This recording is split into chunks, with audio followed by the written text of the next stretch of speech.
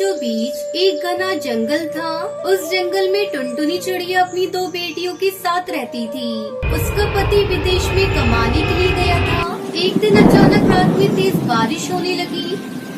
हे भगवान, ये बिन मौसम बरसात क्यों हो रही है? भगवान जल्दी से ये बारिश रुक जाए। मैंने तो अभी तक अपने घोंसले की मरम्मत ही नहीं की है। अगर बारिश नहीं रुकी तो मुसीबत हो जाएगी। धीरे धीरे बारिश का पानी टुनटुनी के घर में टपकने लगा। मम्मा, ये बारिश कब रुकेगी? देखो ना, अपना घर हर जगह से टपक रहा है।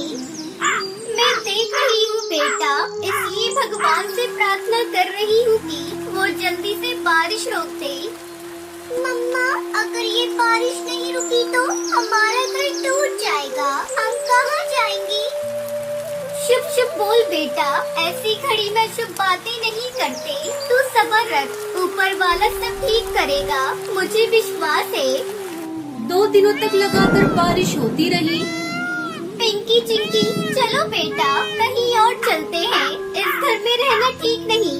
ये कब टूट जाए कोई भरोसा नहीं। पानी भी अब हमारे गले तक आ गया है। टुनटुनी अपनी दोनों बेटियों को लेकर मीठी तोती के घर जाने लगती है।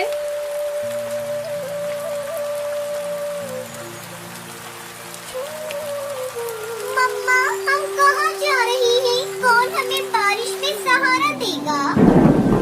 बेटा, हम तेरी मीठी आंटी के घर जाकर बारिश रुकने तक वहीं रहेंगे। मम्मा, अगर मीठी आंटी ने अपने घर में हमें नहीं रहने दिया तो तब हम कहाँ जाएंगे? पता नहीं बेटा, तेरे पापा यहाँ होते तो हमें इतनी मुसीबत नहीं होती। मैं और तेरे पापा मिलकर कब का अपना घर मजबूत बना लेते। हमें इस तरह दर दर भटकना नहीं पड़ता। वो तीनों बातें करते हुए जा रही थी। तभी पिंकी को एक बड़ा सा सेब दिखाई देता है। मम्मा मम्मा, वो देखो, उस पेड़ पे एक बड़ा सा सेब दिखाई दे रहा है। अरे हाँ बेटा, उसमें तो दरवाजा भी है। शायद वो सेब घर है, ऐसा लगता है।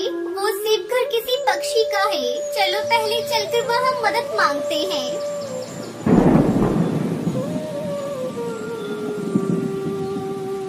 टुनटुनी अपनी बेटियों के साथ पास जाकर देखती है तो वो सेब घर बहुत बड़ा था और खाली था। वो अपने बच्चों के साथ सेब घर में आराम करने लगी। अभी थोड़ा समय ही गुजरा था कि उस सेब घर का मालिक कालू कौवा वहाँ आता है। अरे कौन है इस घर के अंदर? जल्दी बाहर निकल, ये घर मेरा है और इस घर का मालिक मैं हूँ। दरवाजा खोल जल्दी। कालू की आवाज सुनकर टुनटुनी डर जाती है और वो घर से बाहर आती है। अरे भैया, मुझे माफ करना। मुझे नहीं पता था कि ये घर आपका है। बारिश ने मेरे घर को जगह जगह से तोड़ दिया है। मैं अपनी बेटियों के साथ बारिश रुकने तक यहाँ रुकूंगी। बहन, मुझे माफ कर दो। आज से हम सब एक साथ इस सेब के घर में रहेंगे। तुमने मुझे भैया कहा है, मेरी कोई बहन नहीं। आज से तुम अपने भाई के घर में जब तक रहना चाहो रह सकती हो। बहन, ये लो, कुछ फल लेकर आया हूँ, तुम खुद भी खा लो और बच्चों को भी खिला दो।